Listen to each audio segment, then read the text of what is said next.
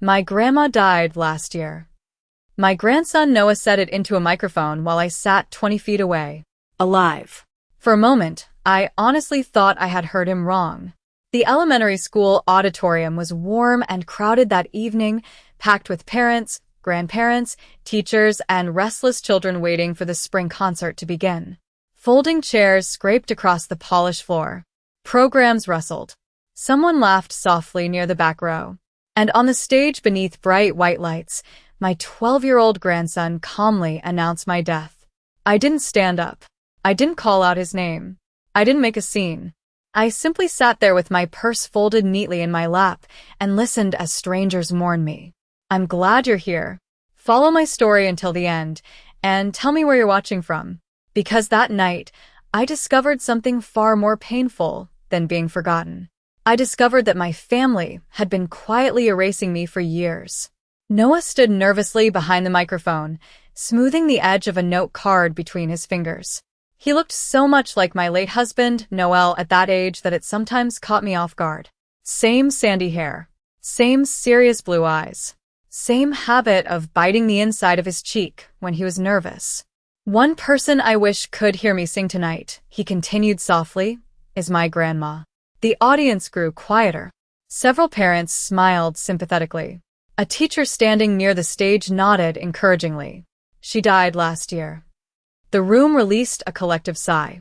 The kind people make when they hear unexpected sadness. A woman sitting beside me lowered her head. Oh, that's heartbreaking, she whispered. My fingers tightened around my purse strap. Slowly, Carefully. as if moving too quickly might cause the entire room to shatter. On stage, Noah kept reading. She used to make dinosaur pancakes whenever I stayed at her house. My mom says she's in a better place now. My stomach dropped. Not because of Noah, because children only know what they're taught. I looked instinctively toward the front row. Toward Vanessa.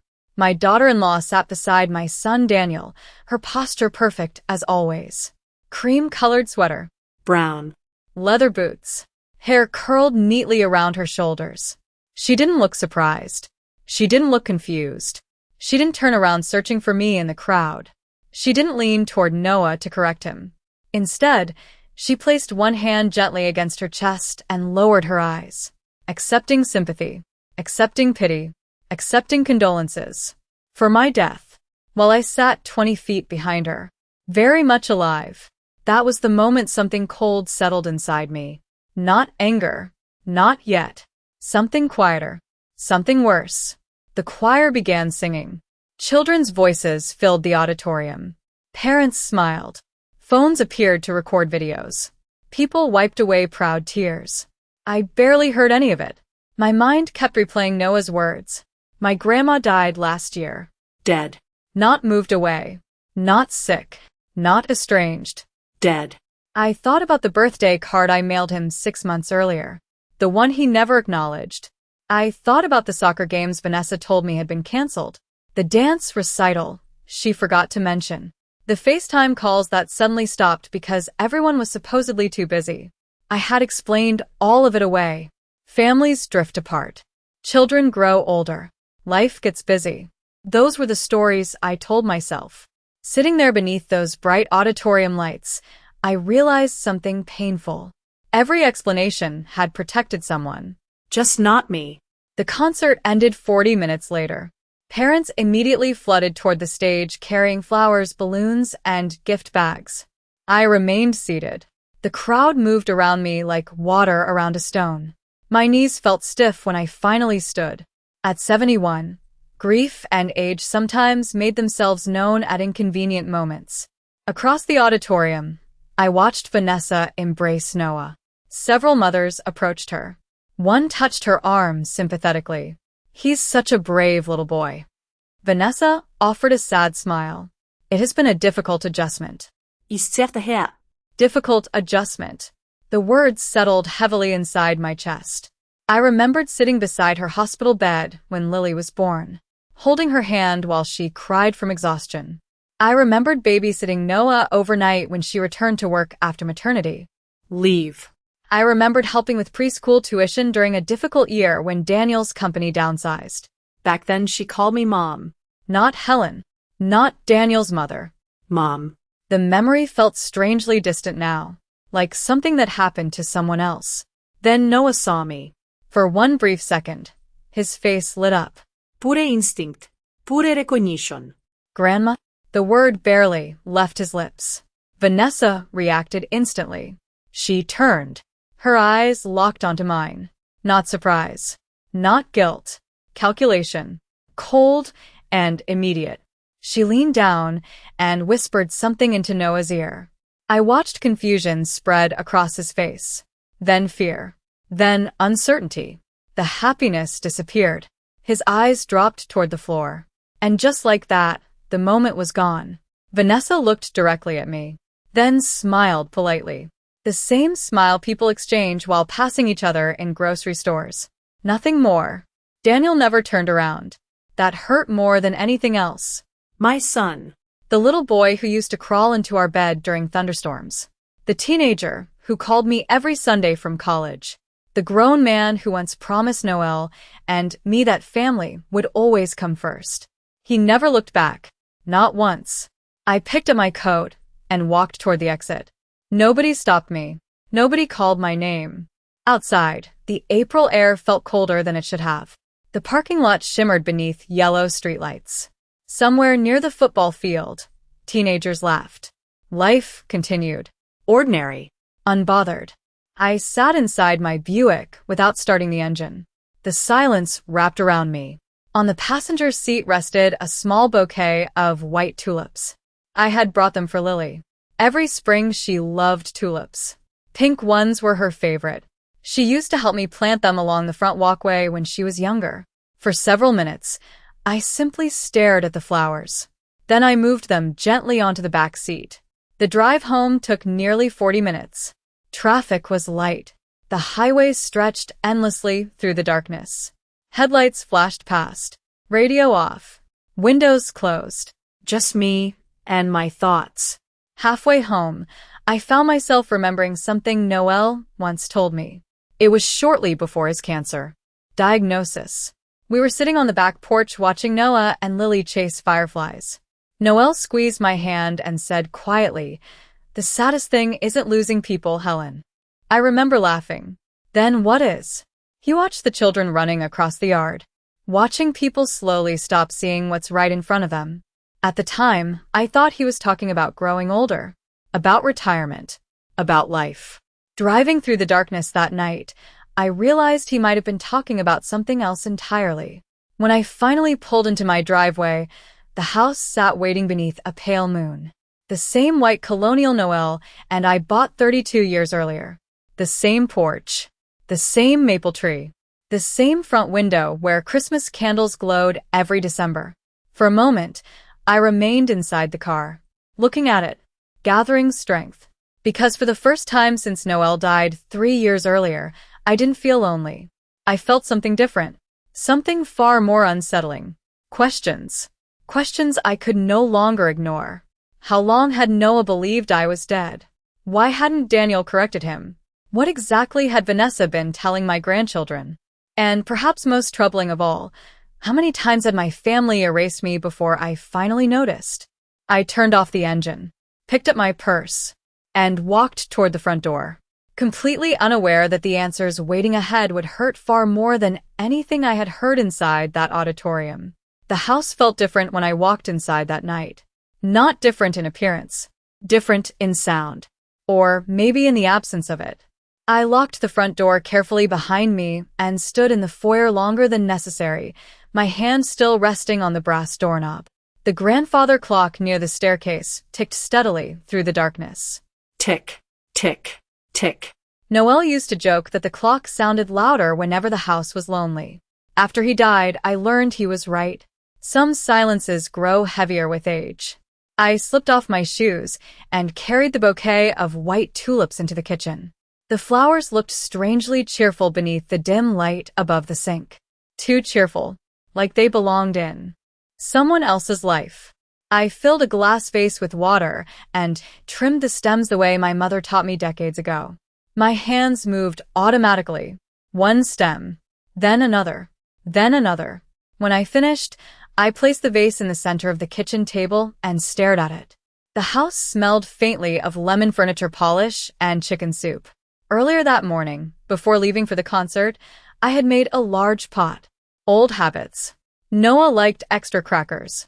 Lily preferred shredded cheddar melted on top. I had packed 2 small containers for them. They were still sitting untouched in the refrigerator, waiting, just like everything else. I opened the refrigerator and looked at them for a moment. Beside them sat a cherry pie, Daniel's favorite. I had baked it 2 days earlier. No reason, just because. Mothers never fully stop being mothers, even when nobody asks anymore. I closed the refrigerator slowly. The silence felt heavier afterward. Upstairs, Noel's side of the bedroom remained mostly untouched. 3 years had passed since the cancer took him. 3 years. Sometimes that felt like yesterday. Sometimes it felt like another lifetime. His navy sweater still hung over the chair near the window. His old reading glasses remained inside the nightstand drawer. A paperback novel sat face down on the shelf exactly where he left it. People say grief gets easier. I don't think that's true. I think grief simply becomes part of the furniture. You stop tripping over it every day, but it never leaves the room. I sat on the edge of the bed and picked up a framed photograph from the nightstand. Kapekod. 8 years ago. Noah sat on Noel's shoulders laughing. Lily held my hand. Daniel stood behind us with one arm around Vanessa. Everyone smiling. Everyone together. I studied Vanessa's face, trying to remember when things began changing. The truth was I couldn't identify one moment. There was no argument. No betrayal. No explosión. Only distance. Slow. Patient. Almost invisible. Like a shoreline eroding one wave at a time. The first thing I remembered was Noah's 7th birthday. I arrived at the bowling alley carrying the baseball glove he wanted. The party had already ended. Children were leaving.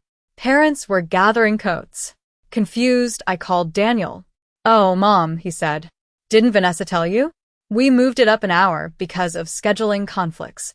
He sounded genuinely surprised. I remember laughing it off. These things happen. A simple misunderstanding. Or so I told myself. Then there was Lily's dance recital. Vanessa called the night before. We only received 2 tickets per family. Her voice sounded apologetic. I understood. At least I thought I did. A week later, I saw photos online. The auditorium was packed. Neighbors, co-workers, friends. Several empty seats visible in the background. I remember staring at those pictures longer than I should have. Still, I said nothing. I didn't want to create conflict.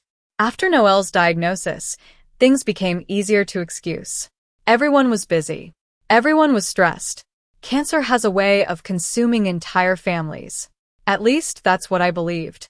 The memory of his final year drifted through my mind as I sat there. Hospital paperwork covering the dining room table. Medication schedules taped to the refrigerator. Long drives to appointments in Hartford. The smell of antiseptic. The exhaustion. The fear. Daniel visited often at first. Every weekend. Sometimes twice. He helped mow the lawn. Fixed a loose railing. Brought groceries. Vanessa came too. Always polite. Always helpful. Always smiling. Then gradually the visits became shorter. Less frequent. More rushed. The explanations always sounded reasonable. The children had activities. Work was busy. Life was hectic. Hectic. That word appeared often, like a shield. After Noel died, everything changed. Not immediately. That would have been easier to recognize. The changes came quietly. A missed Sunday phone call. Then another. A holiday dinner scheduled, without consulting me. A school event I learned about afterward. Tiny things. Each one insignificant by itself. Together, they formed a pattern. At the time, however, I couldn't see it, because grief makes you doubt yourself. After losing Noel, I questioned everything. My memory, my emotions, my instincts. Perhaps I was becoming overly sensitive. Perhaps I expected too much. Perhaps younger. Families simply needed more space. Women my age are taught to think that way. To shrink politely. To avoid becoming burdens. to remain grateful for whatever attention remains available. Around midnight, I carried the photo album box from the hallway closet into the bedroom. Dust coated the lid. I hadn't opened it in months, maybe longer. Inside were decades of family memories.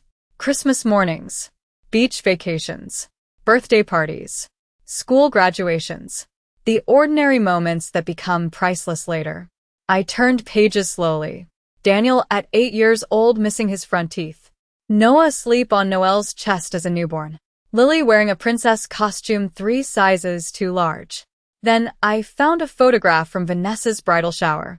She sat beside me holding curling ribbons from opened gifts. Both of us laughing. Her hand rested on my arm. Natural. Comfortable. Affectionate. For a moment, I stared at the picture, trying to reconcile that woman with the one I saw in the auditorium. The woman accepting condolences for my death. I couldn't. The image felt wrong somehow. Incomplete. As if pieces were missing. Then another memory surfaced. Christmas 2 years ago. Noel had already passed. I called Daniel about dinner plans. Vanessa answered. Her voice sounded unusually cheerful. Oh, we're keeping things small this year. Small. Such a harmless word. I spent Christmas alone. The following week, photos appeared online. 12 people around the table. Laughter. Presents. Matching pajamas. Not exactly small. I remember staring at those photos for nearly an hour, trying to understand why seeing them hurt so much. Now I knew. It wasn't the dinner. It wasn't Christmas. It was the realization that nobody noticed I wasn't there. The grandfather clock downstairs chimed once, then twice. 2 o'clock in the morning. I closed the album, but sleep refused to come. Instead, I lay awake staring at the ceiling, listening to the house settle around me. The occasional creak of old floorboards, the hum of the furnace, the distant bark of a dog somewhere down the street. Questions kept returning, over and over. How long had Noah believed I was dead? Months? Years? How many conversations had happened without me? How many stories had been rewritten? And why hadn't Daniel stopped it? That question hurt most. Not because I expected perfection for my son, because I expected recognition. A mother doesn't disappear from a family overnight. Someone has to allow it. Eventually, pale morning light began creeping through the curtains. I hadn't slept at all. I got up before sunrise and wrapped myself in Noelle's old cardigan. The kitchen felt cold. I brewed coffee and carried the mug into the living room. Rain tapped softly against the windows. Across the street, Mrs. Patterson collected her newspaper while her golden retriever trotted beside her. Ordinary life continued, as if nothing had happened, as if my grandson hadn't announced my death to an auditorium full of strangers. I opened Facebook for the first time in weeks, maybe months. I rarely looked anymore. Every visit left me feeling strangely hollow. But that morning I needed answers, needed proof, needed something. My fingers trembled slightly as I typed Vanessa's name into the search bar. Her profile appeared immediately, smiling beside Daniel at a winery. Perfect family. Perfect life. Perfect photographs. I began scrolling. Thanksgiving. Christmas. Birthdays. Soccer trophies. Dance recitals. School events. Family vacations. Picture after picture. Then something made me stop. My coffee grew cold in my hands. A strange feeling settled inside my chest. I clicked backward. Then further back. Then further. Looking more carefully. Searching. Comparing. And suddenly I noticed something that made my stomach turn. I wasn't just missing from recent photographs. I was disappearing from older ones too. The beach trip. Gone. Pumpkin patch photos. Gone. Family barbecue. Gone. Even Noelle's final birthday dinner. Gone. Every image that included me had quietly vanished. I stared at the screen, unable to move, unable to breathe. The auditorium had been painful, but this felt different. This felt deliberate. Because removing someone from your future is one thing. Removing them from your past is something else entirely. And sitting there in the early morning darkness, with cold coffee in my hands and rain tapping against The windows, I realized something terrifying. Someone wasn't simply pushing me out of the family. Someone was rewriting the family's history. And I had a feeling I still hadn't uncovered the worst of it. There is a particular kind of pain that comes with realizing you've been making excuses for people who never made excuses for hurting you. I didn't arrive at that realization all at once. It happened slowly, like watching fog lift from a field, one piece at a time. That morning, after discovering that old photographs had disappeared from Vanessa's social media pages, I sat alone in my living room for nearly an hour. The rain continued tapping against the windows. My coffee sat untouched. The tulips from the concert rested on the dining room table. White. Quiet. Almost ghost-like. I found myself thinking about something Noelle used to say whenever I worried too much. If something keeps happening, Helen, stop looking at the excuse and start looking at the pattern. At the time, I thought he was talking about household repairs. Leaky faucets. Broken gutters. The occasional strange noise coming from the furnace. But sitting there that morning, I realized the same advice applied to people. For years, I had focused on explanations. Maybe it was time to look at the pattern instead. And once I started, I couldn't stop. The first memory that surfaced was Lily's 6th birthday. I had spent weeks planning her gift. A dollhouse. Not an expensive one. Just a beautiful wooden dollhouse I found in a toy store near Fairfield. I painted tiny flowers around the windows myself. Lily loved miniature things. Tiny teacups. Tiny furniture. Tiny animals. I could already imagine her face when she opened it. 2 days before the party, Vanessa called. Her voice sounded apologetic. Helen, I'm so sorry. What happened? One of the children has a stomach bug. We're postponing the party. I immediately told her not to worry. Children got sick. These things happened. A week later, while shopping for groceries, I ran into one of Daniel's neighbors. She smiled warmly. The party looked wonderful. I remember blinking. What party? Lily's birthday. The woman looked confused. The one last Saturday. I smiled politely, pretended I understood, then drove home in silence. That evening, I called Daniel. He sounded surprised. Oh. Vanessa thought she told you. Thought she told me. I heard those words many times over the years. Too many times. At the time, I let it go. I always let it go. Because keeping peace felt easier than asking uncomfortable questions. Another memory surfaced. Noah's baseball championship. He had been talking about it for months. The final game. The biggest game of the season. He called me himself. Grandchildren still do that before the world teaches them otherwise. Grandma, are you coming? Of course. I hit 3 home runs this year. I laughed. You tell me every week. Because it's important. The game was scheduled for a Saturday afternoon. I arrived early. Brought orange slices. Brought a folding chair. Brought one of those ridiculous foam fingers grandparents buy because they think children secretly enjoy being embarrassed. The field was empty. Locked. A maintenance worker informed me the championship game had been moved to Friday evening due to weather concerns. Friday. 24 hours earlier. Nobody called. Nobody texted. Nobody told me. I sat in my car afterwards staring at the foam finger lying in the passenger seat, still wrapped in plastic. I remember feeling foolish. Not angry. Foolish. As though I had somehow failed an exam everyone else knew existed. When I asked Daniel later, he sounded uncomfortable. You know how hectic things get. Hectic. That word again. Always hectic. Always understandable. Always forgivable. Never questioned. I closed my eyes. Memory after memory began lining up, like puzzle pieces finally connecting. The Easter brunch, where my chair disappeared. The school play where ticket limits supposedly prevented me from attending.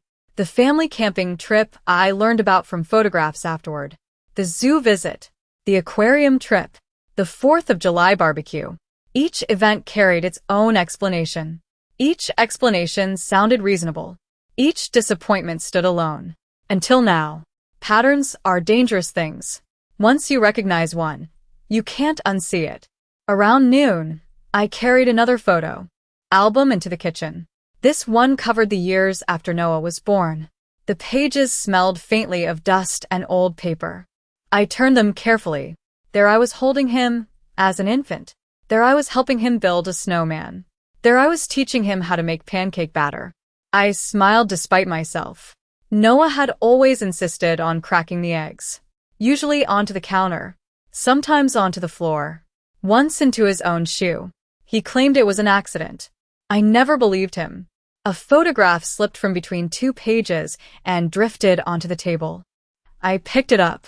It showed Vanessa standing in my kitchen, laughing, her hand resting on my shoulder. No tensión. No distance. No resentment. At least none that I could see. I studied the image, trying once again to pinpoint where everything changed. And suddenly another memory returned. A small one, small enough that I had forgotten it for years. Noah was 5. Lily was 2. We were having Sunday dinner. Roast chicken, mashed potatoes, green beans. Nothing special. The children sat beside me coloring placemats while adults talked. At one point Noah climbed onto my lap. Vanessa smiled, but not naturally. Something about it felt strained. Then she laughed lightly and said, "Sometimes I think the kids like Helen more than their own parents." Everyone chuckled politely. I remember feeling embarrassed. Noel changed the subject immediately. Later that night, while washing dishes, he said quietly, "Did that comment bother you?" I shrugged. "A little." It bothered me too. I asked why. Noel dried a plate slowly before answering. Because it didn't sound like a joke. At the time, I thought he was overreacting. Now I wasn't so sure. Rain continued falling outside. Soft. Steady. The kind of rain that makes houses feel smaller, safer, lonelier. By late afternoon, I found myself sitting at the dining room table surrounded by memories. Photographs, birthday cards, school drawings, Christmas ornaments the children made years ago. Evidence of a life. Evidence of love. Evidence that I had once occupied an important place inside that family. The strange thing was this. Vanessa never openly attacked me. Never insulted me. Never raised her voice. Never told me I wasn't welcome. If she had, perhaps I would have noticed sooner. Instead, she worked in subtler ways. Through omissions. Through scheduling conflicts. Through forgotten invitations. Through silence. One missing event means nothing. 10 missing events become coincidence. 50 missing events become strategy. The realization settled heavily inside me. Because manipulation hidden behind politeness is often the hardest kind to recognize, especially for people who want to believe the best in others. My phone rang unexpectedly around 5 o'clock. The sudden sound startled me. For one hopeful moment, I thought it might be Noah or Lily. Instead, it was Daniel. I stared at his name before answering. Mum. His voice sounded distracted, tired. "Hello, sweetheart. Just checking in." Checking in. The phrase felt oddly formal, like something a neighbor might say. Not a son. Still, I said nothing. I heard the concert went well. The words hung between us. Neither of us mentioning what happened there. Neither of us mentioning Noah's speech. I waited. Daniel remained silent. Finally, I asked, "Did Noah enjoy himself?" A pause. He seemed happy. Another pause. Longer this time. Then, "Mom?" His voice changed slightly, uncertain, as if he wanted to say something else. Something important, but couldn't quite find the courage. "Yes." More silence. Then, "Never mind." We talked about weather, about baseball, about absolutely nothing. The conversation lasted 7 minutes. When it ended, I sat staring at my phone, a strange feeling settling in my chest. Because for the first time, I wasn't just noticing Vanessa's behavior. I was noticing Daniel's.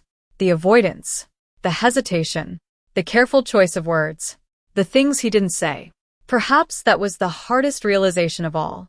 Not that someone wanted me erased, but that someone else had been quietly watching it happen and saying nothing. That night, before going to bed, I opened the drawer beside Noel's old chair. Inside sat dozens of handwritten cards from the grandchildren. Crayon drawings, school projects, Mother's Day crafts.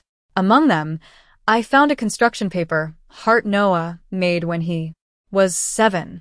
The writing was crooked, misspelled. Perfect. It said, "My grandma is my favorite person because she always comes." I stared at those words for a very long time. Then I looked around the quiet room, at the empty chairs, the silent walls, the photographs, the memories, and a question appeared that I could no longer ignore. If Noah once believed I always came, who taught him to believe I was gone? And why was everyone so afraid of him learning the truth? People often think the hardest part of losing a husband is the funeral. It isn't. The funeral is busy. People bring casseroles. Neighbors stop by. Phones ring constantly. There are flowers to arrange. Thank you cards to write. Decisions to make. The real loneliness begins afterward. When everyone goes home. When the sympathy cards stop arriving. When the house settles into a silence that no longer leaves. That was what happened after Noel died. Not all at once. Slowly. The way winter arrives one cold morning at a time. 3 years before the concert, doctors found a shadow on Noel's lung. At first they sounded optimistic. Additional tests. More scans. Specialists. Second opinions. We clung to every hopeful word. Every encouraging statistic. Every possibility. For a while, life continued almost normally. Noah still played baseball. Lily still took dance lessons. Sunday dinners still happened. Family birthdays still filled the house with laughter. We all pretended everything would be fine. Families become experts at pretending when they're afraid. Then the treatments started. The drives to Hartford became more frequent. The medication bottles multiplied beside the kitchen sink. Hospital paperwork spread across the dining room table. Appointments filled entire calendars. Noel lost weight. Then more weight. Then strength. Yet somehow he remained himself. Gentle. Patient. Funny. Even during chemotherapy. Especially during chemotherapy. One afternoon, after a particularly difficult treatment session, he sat wrapped in a blanket on the back porch watching birds gather around the feeder. "You know what bothers me most?" he asked. I assumed he meant the illness. The pain. The uncertainty. Instead he smiled. Weakly. "The squirrels still steal all the birdseed." I laughed despite everything. That was Noel. Even when his world was shrinking, he still noticed small things. Especially things that made other people smile.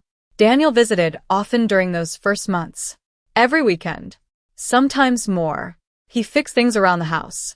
Mowed the lawn. Took Noel to appointments when I was exhausted. I remember feeling grateful. Proud. Certain that family would carry us through whatever came next. Vanessa came too. Always composed. Always helpful. She brought meals. Sent encouraging text messages. Organized schedules. At first, I appreciated it. I truly did. When someone is dying, you don't examine every gesture too closely. You simply accept help wherever it appears. Looking back now, I realize something important. Control often disguises itself as assistance, especially in the beginning. As Noel became weaker, Vanessa gradually became the person coordinating everything. Family gatherings, holiday plans, school schedules, visits, phone calls. She volunteered for every responsibility. At the time, it seemed generous. Noel noticed before I did. One evening, after everyone left, he sat quietly in his recliner staring toward the dark living room. "What are you thinking?" I asked. He didn't answer immediately. Finally, he said, "Have you noticed how often Vanessa answers questions that weren't directed at her?" I smiled. "You're imagining things." Maybe I wanted him to be wrong. Maybe I simply didn't have the energy to worry about another problem. He nodded slowly, but he didn't look convinced. The final year was the hardest. Noel could no longer drive. Then he could no longer walk without assistance. Then eventually he spent most of his days inside the house. The grandchildren visited less often. Not dramatically, just gradually. Baseball tournaments, dance rehearsals, school activities, birthday parties. There was always something, always a reason, always an explanation. One Saturday afternoon, Noel sat by the living room window waiting for Noah. The boy had promised to come help him build a model airplane. The unopened box sat on the coffee table all morning and all afternoon. By 5 o'clock, Noel quietly put the box away. "What happened?" he asked when Daniel finally called. "Something came up." That was all. Something came up. After the call ended, Noel stared at the television for a long time without watching it. Then he said something I didn't fully understand at the time. "The saddest thing about growing old isn't becoming less important." I looked up from the kitchen. "What is it?" "It's realizing how easy it becomes for people to move you aside." I told him he was tired. That grief and illness were making him pessimistic. Now I wish I had listened more carefully. The last Christmas before he died was quieter than usual. Vanessa insisted everyone was overwhelmed. The children had packed schedules, travel conflicts, school commitments. We celebrated separately. I remember setting the table for two. Just Noel and me. Snow fell softly outside. Christmas music played through an old radio in the kitchen. Neither of us complained, but I noticed him glancing toward the front window several times, as though expecting headlights that never arrived. The following spring, doctors stopped talking about treatment. They started talking about comfort. The difference between those conversations is impossible to describe unless you've lived through them. Hope doesn't disappear immediately. It simply changes shape. You begin measuring victories differently. A good afternoon, a decent meal, a pain-free night, one more conversation, one more laugh, One more day. Noel died on a Tuesday morning in early May.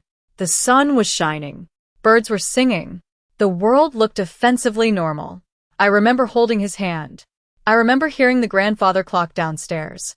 I remember thinking that if I listened carefully enough, perhaps I could stop time. I couldn't. Nobody can. The funeral brought people from everywhere. Neighbors, Friends. former coworkers, church members, relatives. The church overflowed. People spoke beautifully about Noel. His kindness, his generosity, his patience. The children cried. Daniel cried. Even Vanessa cried. For a brief moment, standing beside the casket, I believed tragedy might bring us closer together. Families often say That. sometimes they even mean it. But grief reveals character.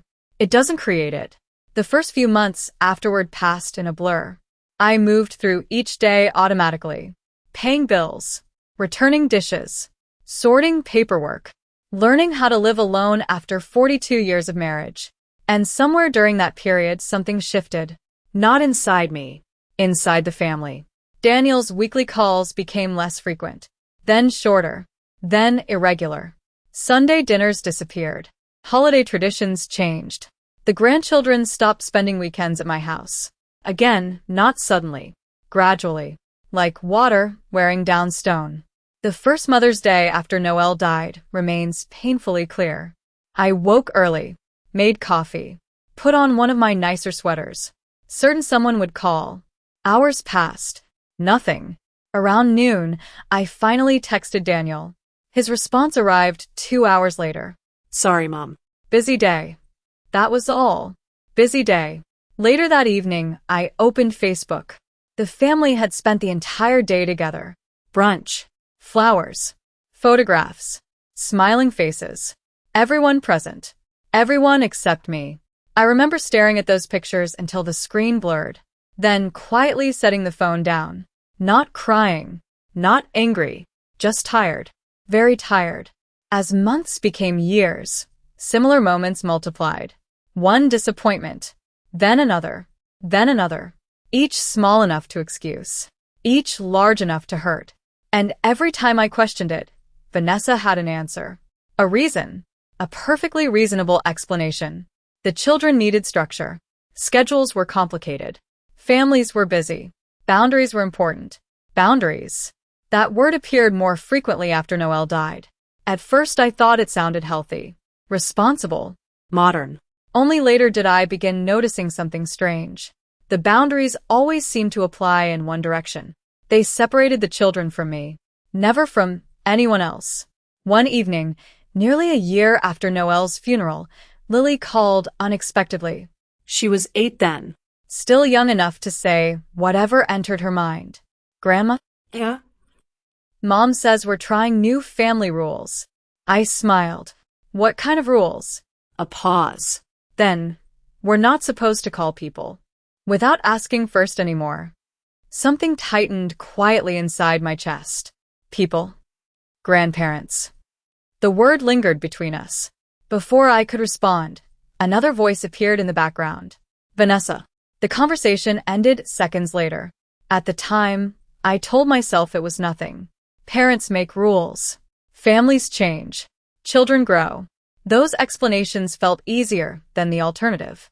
But sitting alone in my bedroom that night, years later, remembering everything in order for the first time, I finally understood what had happened after Noel died. I hadn't simply lost my husband. I had lost the one person who always noticed when I was being pushed aside.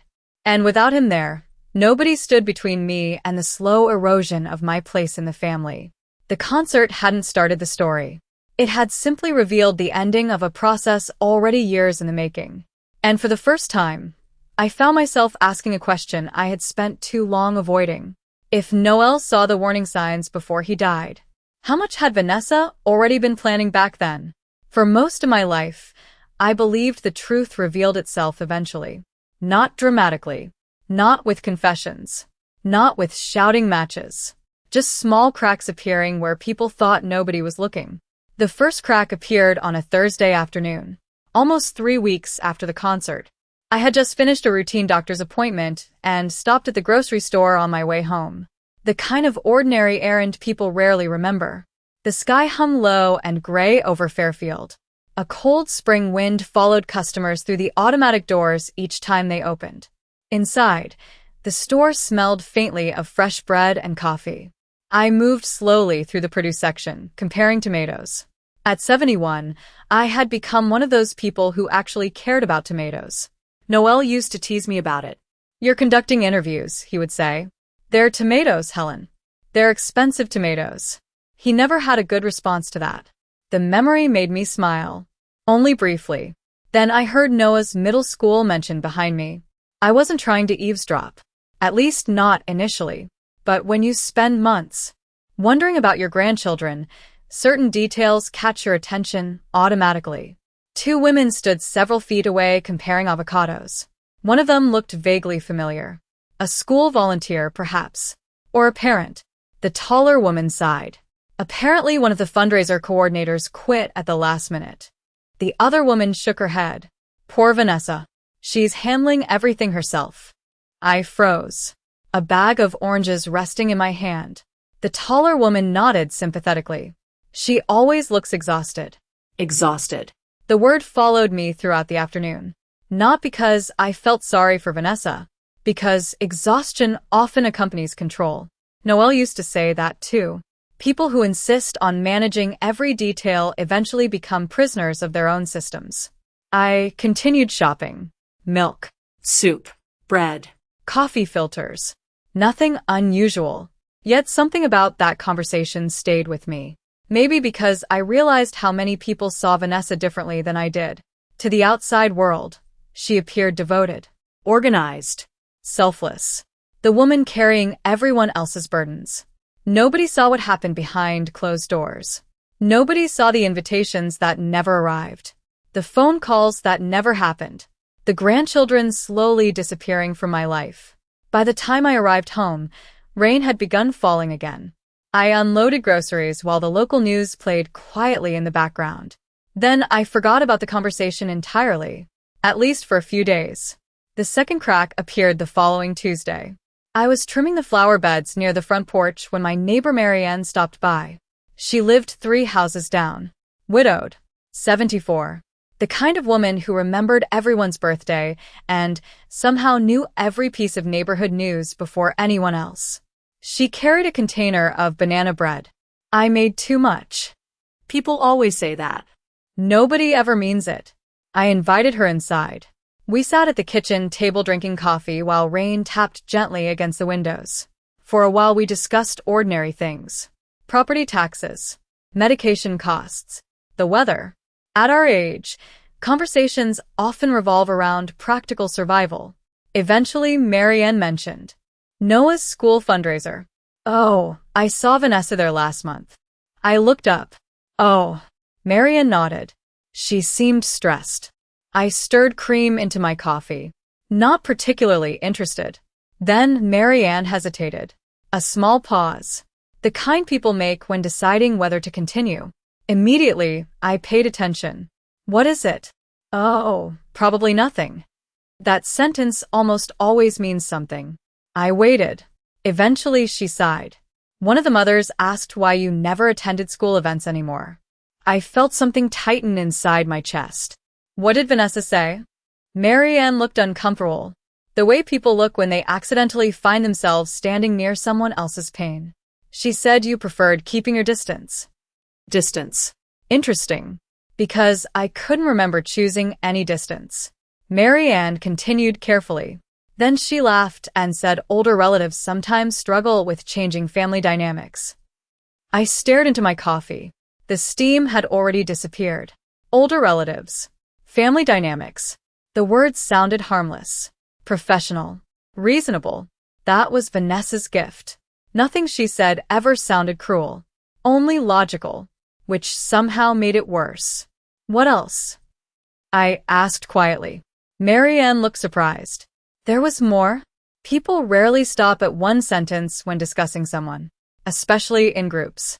After a long pause, she nodded. Someone mentioned how close Noah and Lily used to be with you. I waited. Marianne shifted slightly in her chair. Vanessa said children sometimes become emotionally dependent on grandparents if healthy boundaries aren't established. For several seconds, neither of us spoke. Outside, rain continued tapping against the windows. Inside, the grandfather clock ticked steadily from the hallway. Emotionally dependent. Healthy boundaries. I had heard variations of those phrases before. Not directly. Indirectly. Over years. At family dinners. School events. Holiday gatherings. Each time they sounded harmless. Until enough of them accumulated. Then suddenly they sounded deliberate. Marianne reached across the table and touched my hand gently. I remember thinking it seemed unfair. I smiled politely. The way women my age learn to smile when something hurts. It's fine. It wasn't. But explaining that would have required too much energy. After Marianne left, I sat alone in the kitchen for a long time. The banana bread remained untouched. The rain eventually stopped. Sunlight appeared briefly between clouds. Still I sat there, thinking, because for the first time, I was hearing Vanessa's story from someone outside the family. And the version she presented was very different from reality. According to Vanessa, I preferred distance. I struggled with boundaries. I stepped away voluntarily. I wasn't being excluded. I was choosing absence. The realization chilled me, because lies become powerful when they're repeated often enough, especially polite lies. Later that evening, I found myself standing in front of the refrigerator staring at an old photograph held beneath a magnet. Noah and Lily, ages 7 and 4, covered in pancake batter, laughing hysterically. The kitchen looked like a disaster zone. The children looked happy. I remembered that morning clearly. Noah insisted dinosaurs needed blueberry eyes. Lily insisted dinosaurs wore bows. Neither argument made any sense. Both were apparently essential. Emotionally dependent. The phrase echoed again. I couldn't reconcile it. Love and dependency weren't the same thing. Being important to a child wasn't harmful, unless someone viewed affection as competition. The thought arrived suddenly. So suddenly I nearly dismissed it. Competition. Was that what this had been all along? Not hatred. Not resentment. Competition. A struggle over influence. Over loyalty. Over belonging. I remembered Noah climbing into my lap years ago during Sunday dinner. I remembered Vanessa's strained smile. The comment Noelle never forgot. Sometimes I think the kids like Helen more than their own parents. At the time, I thought it was a joke. Now I wasn't sure. The phone rang around 7 o'clock. Daniel. I stared at his name before answering. Mom. His voice sounded tired. More tired than usual. Hello, sweetheart. A pause. Then another. Something felt different. How are you? Fine. Silence. Not comfortable silence. Careful silence. The kind people Create when they're trying not to discuss something important. Finally, Daniel spoke. Mom, have you heard from Noah recently? I frowned. No. Another pause. Longer this time. He got into trouble at school yesterday. My stomach tightened immediately. What happened? Daniel exhaled heavily. Apparently Noah argued with another student during lunch. A teacher became involved. The principal called. None of that sounded like Noah. He was sensitive, thoughtful, quiet. Even as a little boy, he cried whenever cartoon animals got hurt. What were they arguing about? Daniel hesitated. I could hear movement in the background. Cabinets opening. Footsteps. A television playing somewhere far away. Then, grandparents. The word landed softly, but heavily. I remained silent. Daniel continued. One of the kids mentioned spending the weekend with his grandmother. I closed my eyes, already knowing where this was heading. And Daniel sounded exhausted. Noah told everyone his grandmother was dead. The kitchen suddenly felt very quiet. He said she died last year. Neither of us spoke for several seconds. Finally, Daniel added, a teacher told him she'd seen you at the spring concert. My grip tightened around the phone. The spring concert. The lie. The moment everything began unraveling. What happened then? Daniel sighed. He came home confused. Confused. Of course he did. Children don't understand why adults lie, especially about people they love. He started asking questions. The words lingered between us. Questions. The one thing control can never tolerate forever. Outside, evening shadows stretched across the backyard. The tulips moved gently in the breeze. And for the first time since the concert, I felt something shift. Not inside me. Inside their household. Because children eventually notice missing pieces. And once they start asking questions, the truth has a way of finding them, no matter how carefully someone tries to hide it. As the call ended, I found myself staring through the kitchen window, thinking about Noah, thinking about confusion, thinking about all the years that had led here. And I had a feeling this wasn't the first crack anymore. It was the beginning of a collapse. I just didn't know yet how much damage would be exposed when everything finally broke apart. Children notice things adults underestimate. Not immediately, not always correctly, but eventually. A missing photograph, a strange answer, an uncomfortable silence. Children collect those pieces long before they understand what they mean. Noah had always been observant, even when he was little. At 4 years old, he once noticed I had moved a lamp 3 inches to the left. At 7, he correctly identified that his father had gotten a haircut despite Daniel insisting nothing had changed. And at 12, after a teacher casually mentioned seeing me at the spring concert, something inside his world stopped making sense. The first sign appeared 2 days after my conversation with Daniel. I was watering the tulips near the front walkway when my phone rang. His name flashed across the screen again. When I answered, his voice sounded strained. Mom. Hello, sweetheart. A long pause followed. Then, I think Noah has been going through old photo albums. I set the watering can down. What kind of albums? The ones from the basement. Something tightened quietly inside my chest. Daniel exhaled heavily. He found pictures of you. Of course he did. Children search for answers where adults leave evidence. And photographs rarely lie. He asked why a dead person was at his 5th birthday party. I closed my eyes. The image appeared instantly. Noah standing beside a baseball-themed cake. Blue frosting on his nose. My arm around his shoulders. Alive. Smiling. Present. The sort of memory no child should have been taught to question. What did you tell him? I asked. Daniel didn't answer immediately, because he already knew the answer wasn't good enough. Finally, he said, I told him families are complicated. I almost laughed. Not because it was funny, because adults always use complexity when they want to avoid honesty. Children don't understand complicated. Children understand true and not true, alive and not alive, present and absent, nothing in between. What did Noah say? Another silence. Then, he asked why nobody told him. The question lingered. Between us. Simple. Direct. impossible to answer without confronting the truth. After the call ended, I found myself sitting on the front porch staring at the street. The neighborhood looked ordinary. A mail truck moved slowly from house to house. Someone walked a golden retriever. A teenager rode past on a bicycle. Normal life.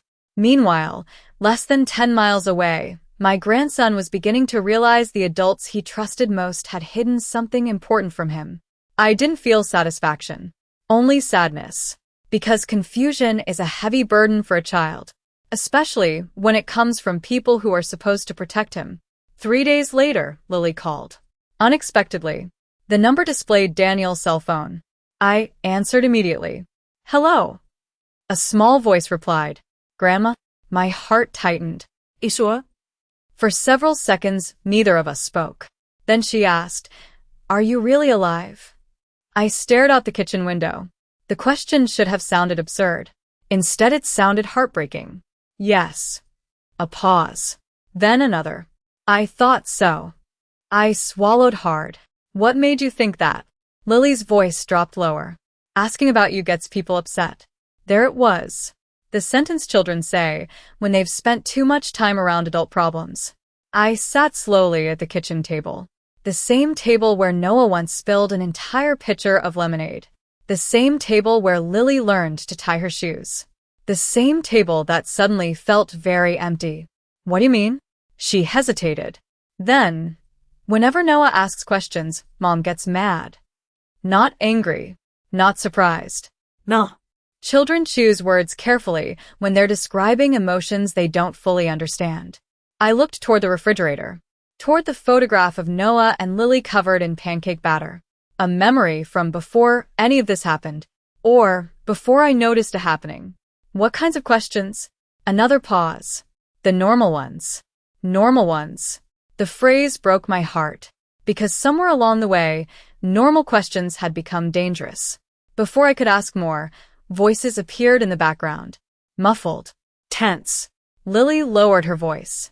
"Nobody laughs anymore." Then the line disconnected. Iset. Motionless for several minutes.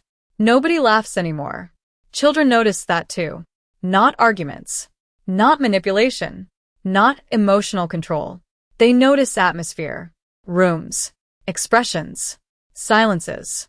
They notice when homes stop feeling safe. That night, I couldn't sleep. The house creaked softly around me. Rain tapped against the windows. The grandfather clock downstairs marked each passing hour. And I kept thinking about Lily's words. Nobody laughs anymore. Families don't fall apart in a single moment. They unravel. One strained conversation at a time. One avoided truth at a time. One missing person at a time. Meanwhile, things were becoming harder for Daniel. Though I didn't know the full extent of it yet. A week later, he told me what happened.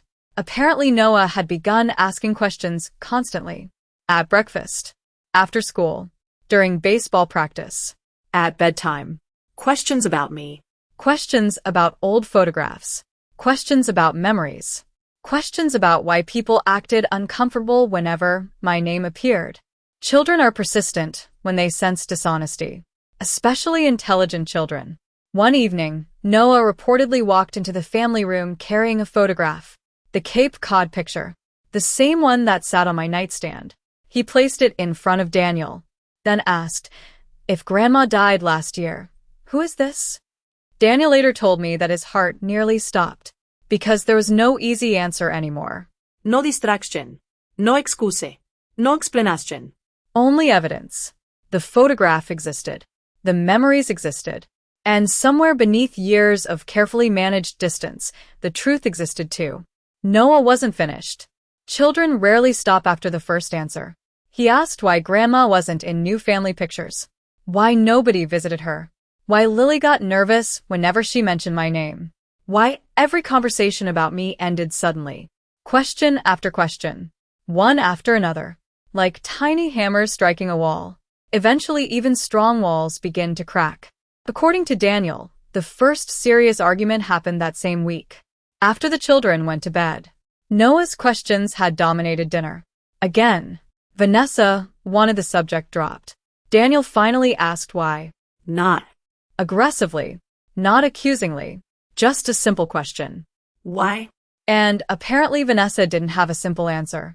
Instead, she talked about boundaries, structure, healthy family dynamics, Consistency. the same phrases she had used for years.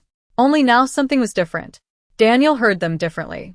Because once a child starts questioning a story, adults are forced to hear it too. The conversation ended badly. The details remained unclear. Daniel didn't share much, but I knew enough. The silence in their house was no longer protecting the lie. It was exposing it. One Saturday afternoon, while organizing the linen closet upstairs, I found an old school assignment Noah completed years earlier. I had saved it without thinking. Grandmothers save everything. The assignment was titled, Someone Important in My Life. The paper was wrinkled, the pencil marks faint with age. I sat on the floor reading it. His handwriting was uneven. His spelling wasn't perfect, but his meaning was. My grandma Helen is important because she always comes to things. I stopped reading. A lump formed in my throat, not because of the words themselves, because of what happened afterward. Years later, that same child had been taught I was gone, not through one lie, through hundreds of small absences, missed invitations, canceled plans, deleted photographs, carefully managed distance. And now, finally, he was beginning to see it. Piece by piece. Question by question. Truth by truth. The realization brought both comfort and fear. Comfort because Noah still remembered. Fear because truth often creates conflict before it creates healing, especially inside families. A few days later, my phone rang again. Daniel. This time his voice sounded different. Older somehow. More tired. More honest. Mom. Yes. A long pause followed. Then, I think things are starting to fall apart. I looked out the window toward the tulips swaying gently in the evening breeze. The same tulips I had brought to the concert. The same concert where my grandson announced my death. No, I said quietly. I think they're finally starting to come apart where everyone can see it. And deep down, I knew something important. The questions had started. The children were watching. The truth was moving. And once truth begins moving through a family, nobody controls where it goes next. The message arrived on a Thursday afternoon, quietly, without warning, without a name attached. I was trimming the hedges near the front walkway when my phone vibrated inside the pocket of my cardigan. At first, I ignored it. Most calls these days were automated reminders. Pharmacy notifications, telemarketers, medical appointment confirmations, the sort of things that arrive when your children stop calling regularly. I finished clipping a branch before finally pulling out the phone. An unfamiliar number. One text. One sentence. 3 words. I thought you should know. Below the message sat a screenshot. Nothing else. No explanation. No greeting. No signature. For a moment, I simply stared at it. Then I opened the image. The world seemed to grow strangely quiet. Even the wind felt distant. The screenshot appeared to be from a private group conversation. Several women. Names I vaguely recognized. Parents from Noah's school. Members of one of Vanessa's charity committees. The timestamp showed the conversation had taken place almost 4 months earlier. I wasn't sure what I was looking at initially. Then I saw Vanessa's name. And everything changed. I sat down slowly on the front porch steps. My knees suddenly felt weak. The message sat in the center of the screen. Simple, casual, matter of fact, as if discussing furniture placement, or grocery shopping, or weather. Not a human being, not a grandmother, not family. The message read, children become emotionally dependent on grandparents too easily. I read it once, then again, then a third time. My heart pounded harder with each reading. There was another message beneath it. Also from Vanessa. If Noah and Lily stay attached to Helen, I lose control over my own family. Control. The words seemed to echo inside my head. Not confusion. Not misunderstanding. Not concern. Control. I stared at the screen for so long my eyes began watering. Then another message appeared below it. One of the women had responded. but she seemed sweet. I felt my stomach tighten, because I already knew there would be an answer. People who think this way always have one. Sure enough, Vanessa replied almost immediately. Sweet women are the hardest ones to remove because they make everyone feel guilty. Remove. I stopped breathing for a second. Actually stopped. The word hit harder than anything else. Not because it was cruel, because it was honest. More honest than anything I had heard in years. I lowered the phone slowly. Across the street, someone was mowing their lawn. A dog barked somewhere in the distance. The world continued normally. Meanwhile, my entire understanding of the past several years was rearranging itself. One piece at a time, like puzzle pieces finally snapping together. Remove. The birthday parties. Remove. The soccer games. Remove. The school plays. Remove. The phone calls. The holidays. The weekends. The photographs. The memories. Everything suddenly made sense. Not because I had discovered something new, because I had finally found language for something I already knew. Vanessa hadn't been protecting boundaries. She hadn't been creating healthy distance. She hadn't been helping the children grow. She had been removing me, carefully, patiently, deliberately, for years. I don't know how long I sat there. 20 minutes. Perhaps longer. Eventually I stood and walked inside. The house felt unusually still. The grandfather clock ticked softly from the hallway. The tulips sat in the center of the dining table. The refrigerator hummed. Ordinary sounds. Ordinary afternoon. Extraordinary realization. I placed the phone face down on the kitchen counter, then made coffee. Not because I wanted coffee, because I needed something normal, something familiar, something that still made sense. As the kettle heated, my eyes drifted toward an old photograph hanging near the refrigerator. Noah and Lily, ages 7 and 4, covered in flour, standing beside me in the kitchen, laughing. The memory returned immediately. Lily had spilled pancake mix everywhere. Noah claimed dinosaurs needed extra flour. Neither explanation was convincing. Both children laughed until they cried. Looking at that photograph now, I understood something that had escaped me before. The children had never been the problem. The children had loved me naturally. The distance was manufactured, created, managed, maintained. A decision made by someone else. The kettle began whistling. I poured coffee, Sat down. and opened the screenshot again. This time I noticed additional messages, smaller details, tiny clues hidden between conversations. One woman wrote, "They seem very close."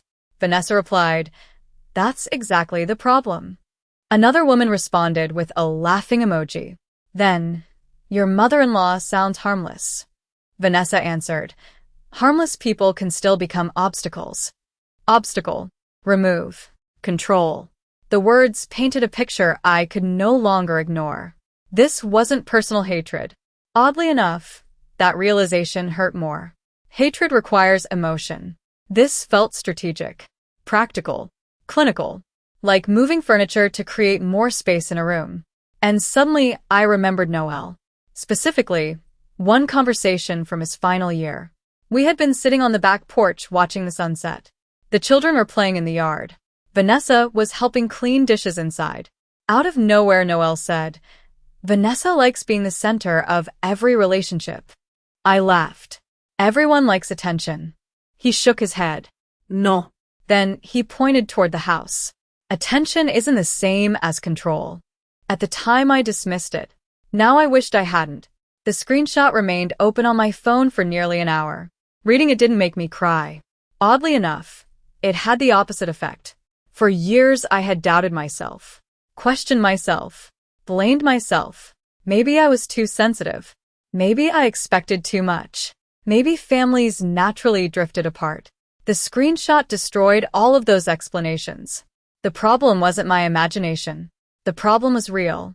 That knowledge hurt. But it also brought relief. Because certainty is easier to carry than confusion. Late that evening, another message arrived from the same unknown number. Just one sentence.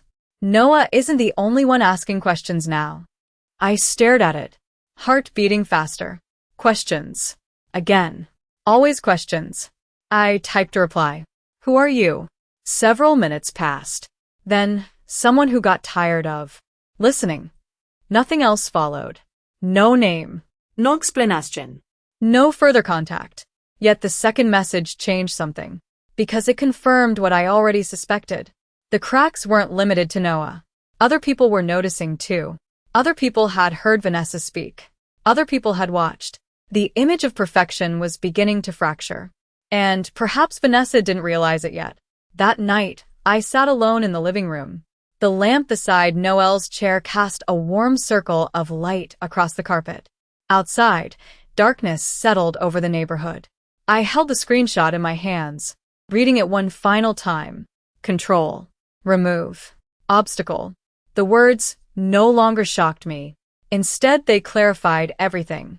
I looked toward Noelle's empty chair, the one I still couldn't bring myself to move. And for the first time since the concert, I spoke aloud. Not to myself. To him. You saw it before I did. The room remained silent. Of course it did. But somehow I felt less alone. Because the uncertainty was gone. The questions remained. The pain remained. But the uncertainty was gone. And once uncertainty disappears, something else becomes possible. Choice. For years I had spent my energy trying to stay visible. Calling. Inviting. Helping. Reaching. Trying to maintain a place in a family already pushing me away. Suddenly I felt tired. Not sad. Tired. Tired of chasing people. Tired of proving I existed. Tired of carrying relationships alone. I stood slowly. Walked to the kitchen. Opened the cabinet above the refrigerator. At the very back sat 2 birthday cards. One for Noah. One for Lily. I had purchased them months earlier. Baseballs for Noah. Watercolor horses for Lily. I picked them up. Ran my fingers across the envelopes. Then carefully placed them back. Unopened. Unsent. For the first time in years, I made a decision. I wasn't going to fight for a seat at a table where someone kept removing my chair. I wasn't going to force my way into photographs. Or holidays. Or lives. I wasn't disappearing. I was stepping back. There is a difference. A very important difference. And although I didn't know it yet, that decision would become the turning point of everything that followed. Because sometimes the most powerful thing a forgotten person can do is stop chasing the people pretending not to see them. The strange thing about disappearing on purpose is that nobody notices at first, especially people who have grown accustomed to your effort, your phone calls, your reminders, your birthday cards, your invitations, your concern, your presence. When those things happen consistently for years, people stop seeing them as gifts. They begin treating them like weather. Something that simply exists. Something that will always be there. The first Sunday was the hardest. For nearly 4 decades, Sundays had meant family. Even after Noelle died. Even after distance began growing. I still woke early. Made coffee. Sat at the kitchen table. Expected the phone to ring eventually. Sometimes Daniel called. Sometimes I called him first. Either way, contact happened. Routine survived. That Sunday morning, I sat alone watching sunlight spread across the hardwood floor. The phone remained silent. Around 9 o'clock, I found myself reaching instinctively toward it. My thumb hovered over Daniel's name, then stopped. Slowly, I placed the phone back down. No call. No text. No reminder. Nothing. The silence felt unnatural, like learning to walk differently after years of favoring an injury. By lunchtime, I had checked the screen 3 times. Not because anyone had contacted me, because old habits take time to fade. Outside, birds moved between the feeders Noelle built years earlier. Inside, my toast grew cold. The house remained quiet. I expected sadness. Instead, I felt something stranger. Relief. A small amount. Barely noticeable. But real. For years, I had been carrying relationships that required constant effort. Perhaps I was finally setting some of that weight down. The following week passed slowly. I planted new flowers along the front walkway. Organized the linen closet upstairs. Cleaned drawers that hadn't been opened in years. Simple tasks. ordinary tasks. Yet each one revealed something uncomfortable. How much of my emotional energy had been spent trying to remain visible, trying to remain included, trying to remain remembered. Without those efforts, entire portions of my day suddenly felt empty. One afternoon, I found myself reaching for a birthday card, then remembering I wasn't sending one. Another day, I nearly called Noah before baseball tryouts, then stopped. If a child has been taught someone no longer exists, eventually they stop waiting for that person's voice. The realization hurt, but continuing the cycle hurt more. Meanwhile, life inside Daniel's household was beginning to shift. I didn't see it directly. Not yet. But I could feel it. The first clue arrived through Daniel. He called on a Wednesday evening. His voice sounded distracted before he even finished saying hello. Mom. Hello, sweetheart. A pause. Then, have you been busy lately? The question struck me as odd. Not particularly. More silence. I could hear television noise in the background. Cabinets opening. Footsteps. The usual sounds of family life. Sounds I missed more than I liked admitting. Finally he said, "The kids keep asking about you." I looked out the kitchen window. The sun was setting. Golden light stretched across the backyard. Do they? Especially Noah. I waited. Daniel sighed heavily. He's upset. Not confused. Not curious. Upset. The word mattered. Because confusion eventually becomes frustration when answers never arrive. What happened? Another pause. Then, he asked why you stopped calling. The question caught me off guard. For a moment, I couldn't speak. Because I had assumed nobody noticed. Apparently someone did. A 12-year-old boy. Not the adults. The child. I see. Daniel cleared his throat.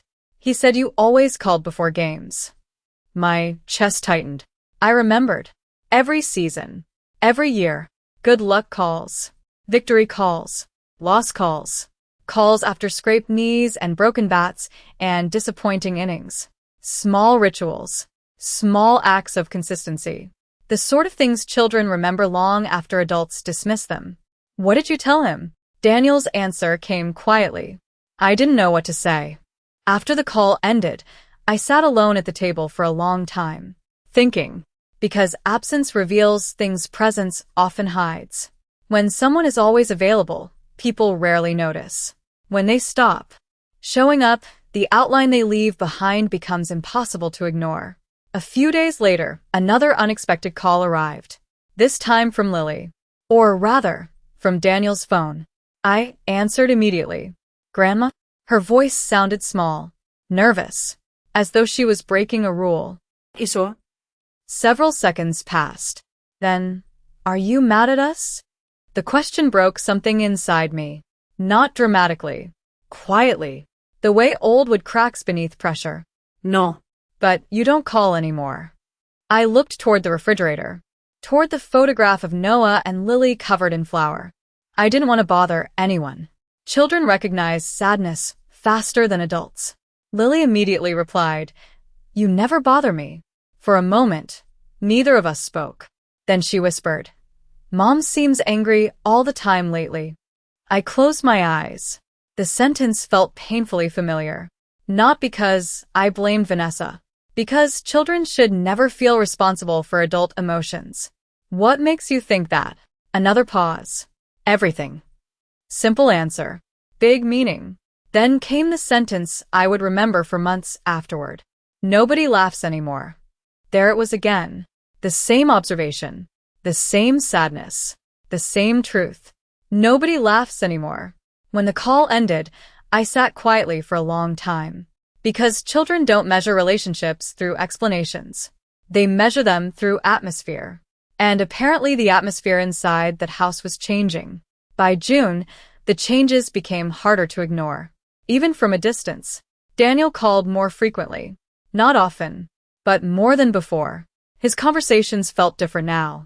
Less polished. Less defensive.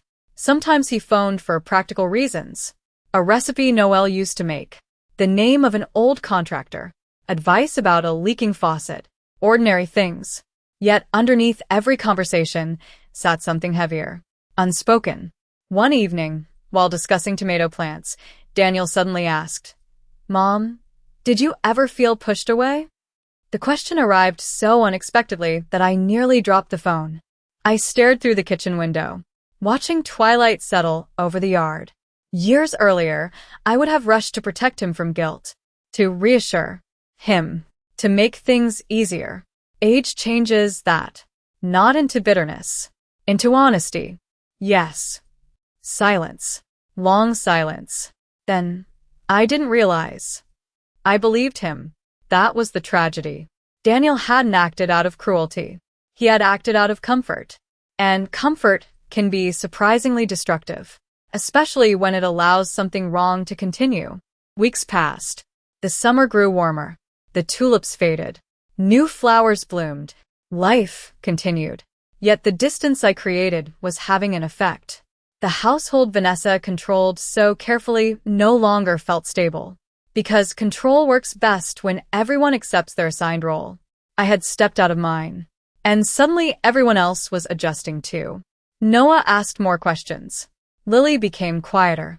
Daniel became restless. And Vanessa, for the first time, was losing something she had always relied on. Predictability. The final sign arrived one humid Saturday afternoon. I was shopping for groceries when I overheard two women discussing the school fundraiser again. One mentioned Vanessa by name.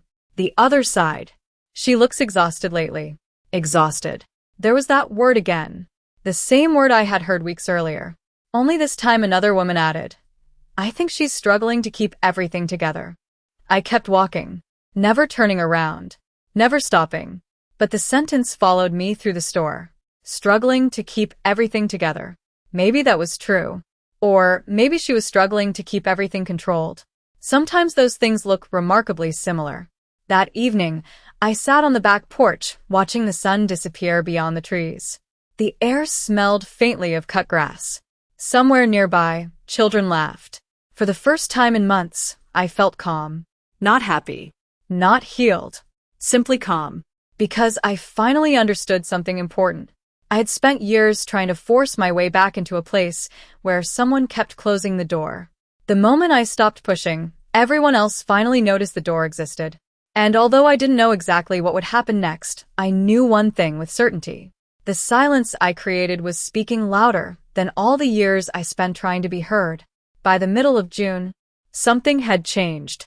Not dramatically. Not in a way outsiders would notice. The family still attended baseball games. Still went to school events.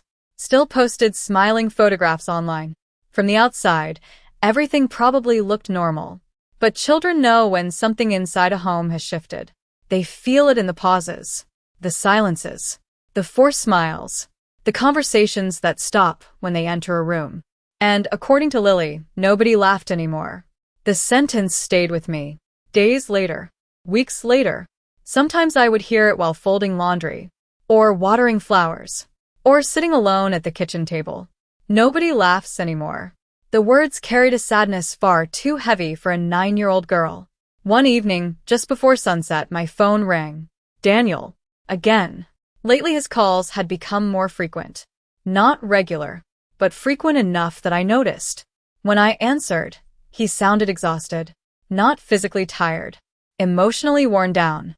The kind of exhaustion that settles behind a person's voice. Mom. Hello, sweetheart. A pause. Then, do you have a minute? The question immediately told me something was wrong. Parents know these things. Children remain children no matter how old they become. Of course.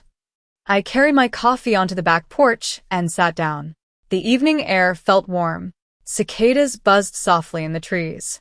For several seconds, Daniel said nothing. Then, things have been difficult lately. I waited. Noelle used to say silence invites honesty. People often fill empty space with truth. Eventually, Daniel continued. Noah keeps asking questions. I wasn't surprised. What kind of questions? Daniel laughed quietly. Not a happy laugh. A tired one. All of them. The answer hurt more than I expected, because I knew exactly what that meant. Questions about me. Questions about family. Questions about memories. Questions nobody wanted to answer. He found more photographs. I looked out across the yard, toward the maple tree Noel planted 20 years earlier. What kind of photographs? Old ones. A pause. Then, mostly of you. My chest tightened. Daniel exhaled heavily. He spent nearly 2 hours going through albums last weekend. I imagined Noah sitting cross-legged on the floor, turning pages, searching faces, trying to understand why someone he clearly remembered had supposedly disappeared. Children always search for consistency. Adults teach them the world makes sense. Then we confuse them when it doesn't. What did he say? Daniel hesitated.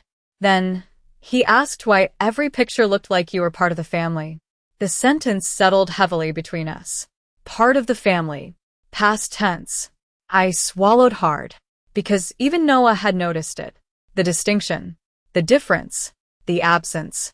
What did you tell him? Daniel's answer came quietly. Nothing useful. Neither of us spoke, because we both understood what that meant. No answer exists when the truth becomes unavoidable. A few days later, Lily called again, this time from her own phone. The fact that she had one surprised me. The fact that she used it to call me surprised me even more. Grandma?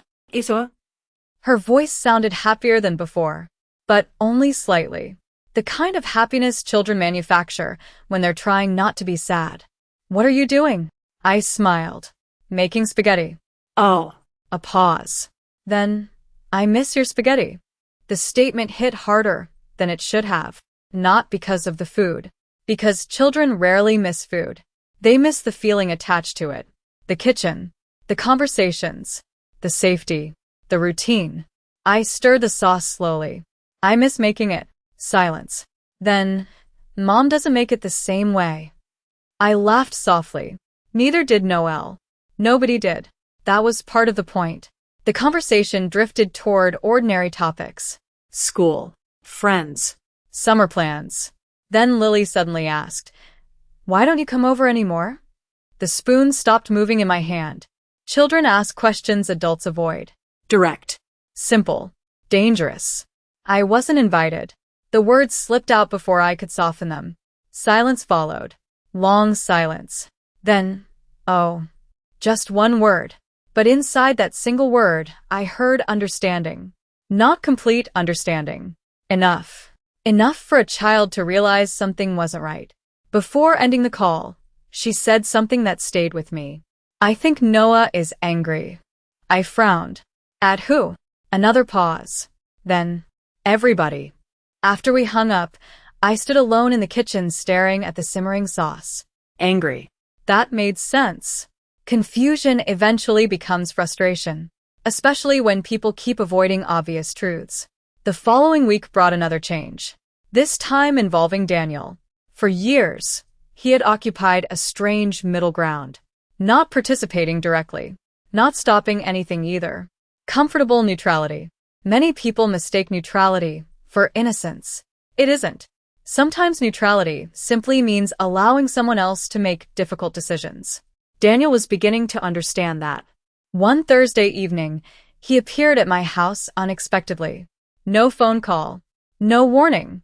I looked up from my garden and saw his car pulling into the driveway. For a moment, I simply stood there holding a watering can, watching him. He remained inside the vehicle longer than necessary, hands gripping the steering wheel, staring straight ahead, gathering courage. My heart ached immediately, because I recognized that posture. Noel used to sit exactly the same way before difficult conversations. Eventually, Daniel climbed out. He looked older. Not physically. Emotionally. The difference matters. People carry emotional exhaustion differently than physical fatigue. It settles around their eyes, around their shoulders, around the way they move through the world. Mom. I set the watering can aside. Daniel. For several seconds, neither of us moved. Then he asked, can I come in? Inside, I made coffee automatically. Old habits. The kitchen smelled faintly of basil and tomato sauce. The same kitchen where countless family conversations had happened over decades.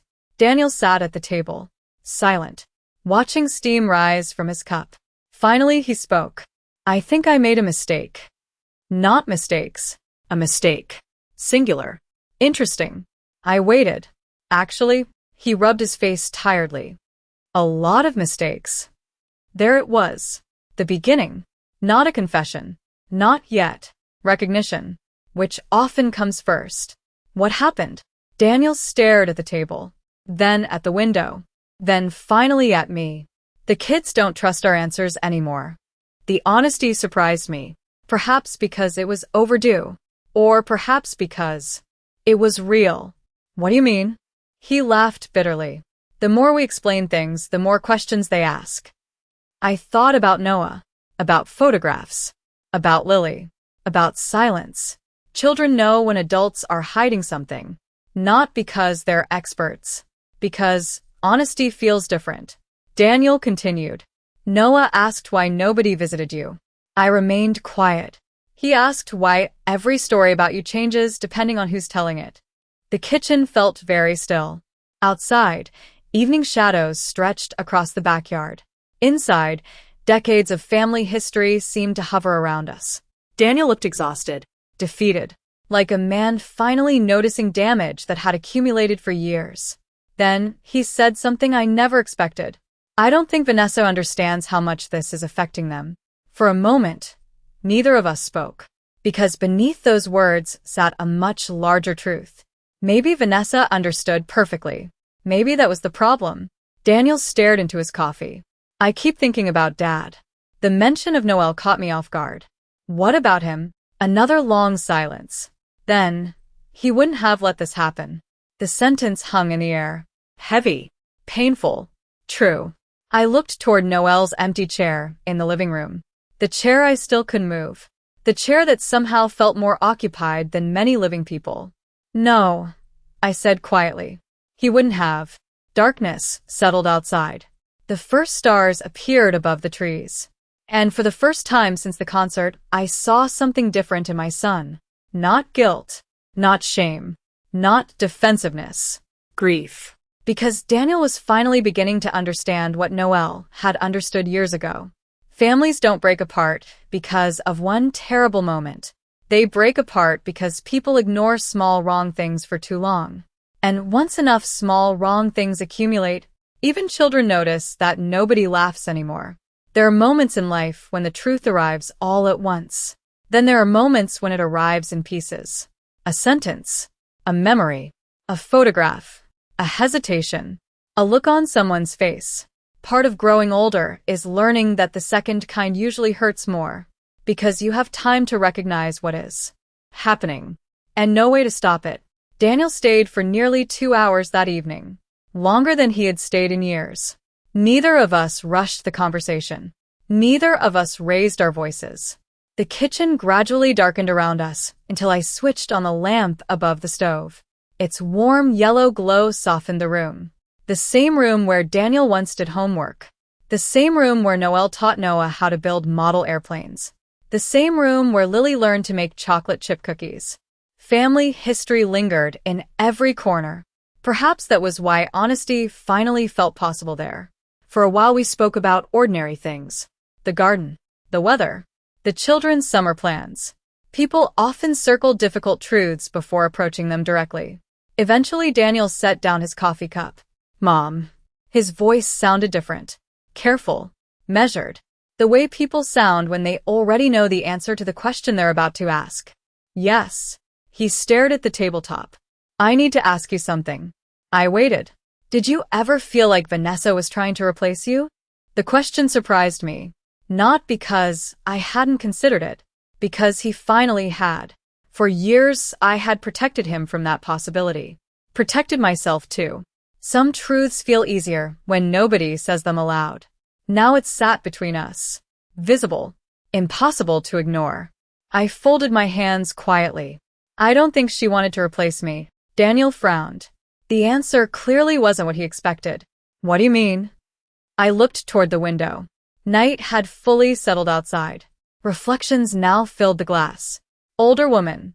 Older son. Two people trying to understand how they arrived here. Replacing someone means acknowledging they existed. Daniel remained silent. So, what do you think she wanted?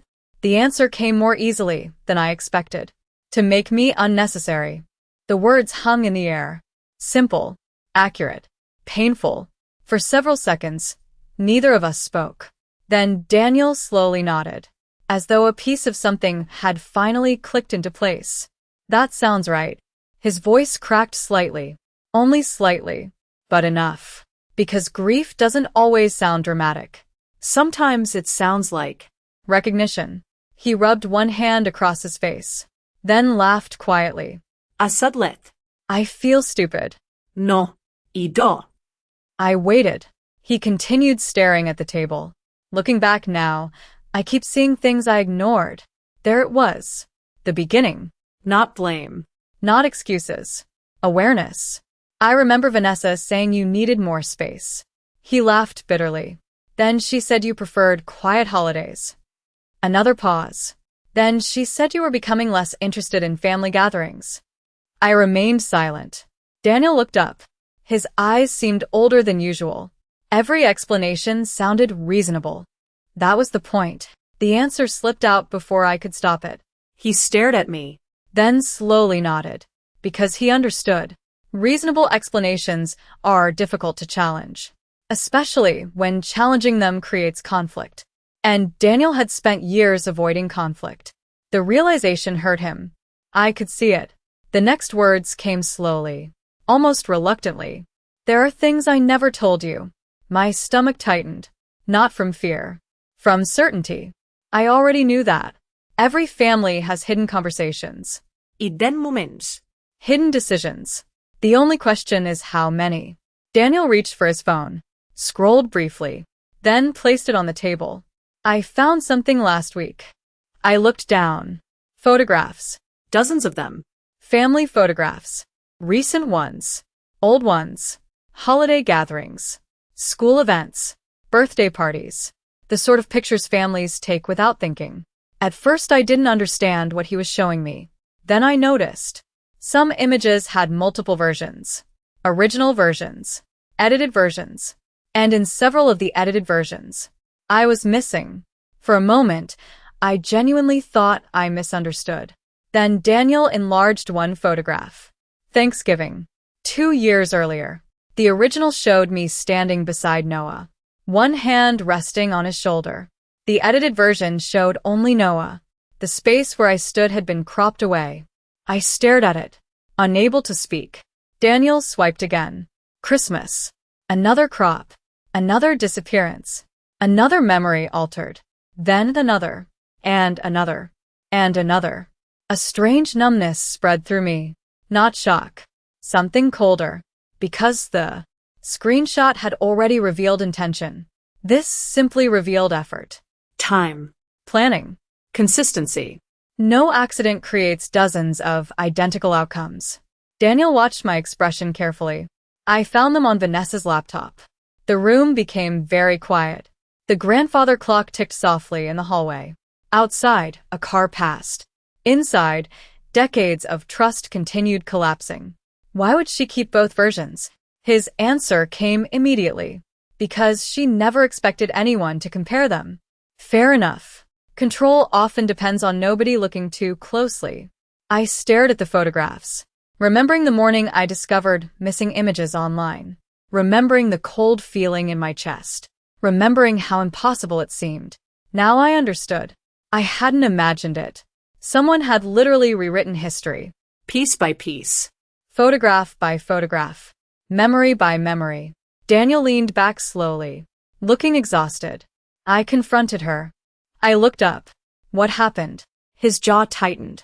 For a moment, I thought he might refuse to answer. Instead, he sighed. She said she was simplifying things. Simplifying. The word almost made me laugh. Not because it was funny, because it was absurd. People simplify closets, calendars, schedules. Not human beings. Not family. Not grandmothers. Daniel shook his head. Then she said children need clarity. Clarity. Another one of Vanessa's favorite words. Boundaries. Structure. Consistency. Clarity. Every cruel action wrapped inside a reasonable package. The strategy suddenly seemed obvious. Not because it was sophisticated, because it was repetitive. The same idea presented under different names. Daniel looked toward the living room, toward Noelle's chair, toward the framed photograph resting beside it. I think Dad saw it. The statement wasn't a question. I nodded slowly. He did. Daniel swallowed hard. For a moment he looked like a little boy again. Lost. Ashamed. Trying to understand something bigger than himself. Why didn't he tell me? I considered the question carefully, because I had wondered the same thing, more than once. Finally, I answered honestly. Maybe he hoped he was wrong. The room fell silent. Hope makes people overlook many things, especially when the alternative threatens the people they love.